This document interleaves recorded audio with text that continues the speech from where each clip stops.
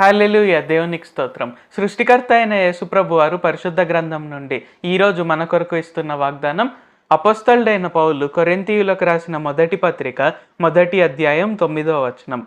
మన ప్రభువైన యేసుక్రీస్తు అను తన కుమారుని సహవాసమునకు మిమ్మును పిలిచిన దేవుడు నమ్మదగినవాడు. సో ఈరోజు వాగ్దానం కనుక చూసుకున్నట్లయితే ఏంటి, మనల్ని యేసుప్రభు వారితో సహవాసమునకు తండ్రి మనల్ని పిలిచి ఉన్నాడు.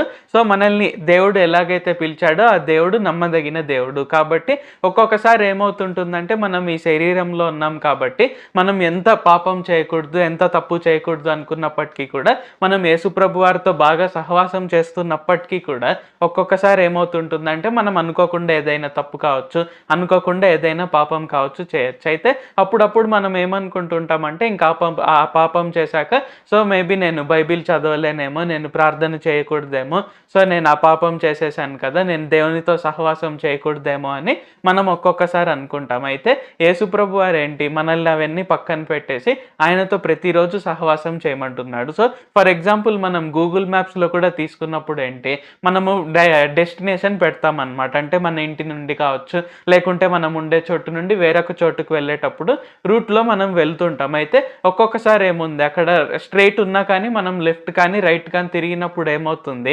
అక్కడితో మ్యాప్ ఆగిపోదు.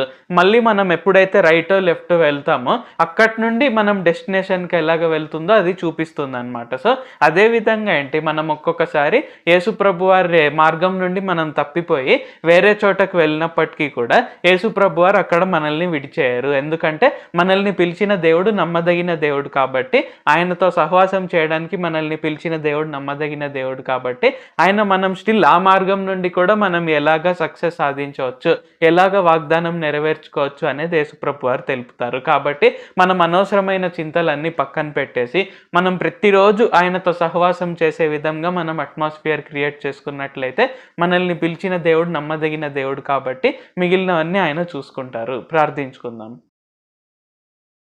ప్రభువా, దేవా, సర్వాధికారి, మాకు ఇంకొకసారి ప్రార్థించుకునేందుకు అవకాశం ఇచ్చినందుకు వందనాలు తండ్రి. మీరు మా కొరకే చేసిన ప్రతి ఒక్క మేలుని బట్టి మీకు వందనాలు, స్తుతులు, స్తోత్రాలు తండ్రి. మీతో సహవాసం నాకు పిలిచిన మీరు నమ్మదగిన దేవుడు అని మాకు తెలియజేసినందుకు వందనాలు తండ్రి. కావున మేము అప్పుడప్పుడు అనుకోకుండా మార్గం తప్పిపోయినప్పుడు, అనుకోకుండా మేము చేయకూడదు అనుకొని కూడా ఎప్పుడైనా పాపము తప్పు చేసినప్పుడు మమ్మల్ని క్షమించి తిరిగి మీ మార్గంలో రప్పించే విధంగా మీరు చూస్తారు అని తెలియజేసినందుకు వందనాలు తండ్రి. కాబట్టి మా జీవితంలో మేము ఎటువంటి పరిస్థితిలో ఉన్నా మీతో సహవాసం ప్రతిరోజు తప్పకుండా చేయుటకు, ప్రతిరోజు పరిశుద్ధ గ్రంథాన్ని చదివి ప్రార్థన చేసేందుకు సహాయం చేయండి తండ్రి. నజరేయుడైన సర్వశక్తిగల యేసుక్రీస్తు నామంలో ప్రార్థిస్తూ ఉన్నాం తండ్రి. ఆమేన్. Thank you Jesus. దేవుడు మిమ్మల్ని ఆశీర్వదించును గాక.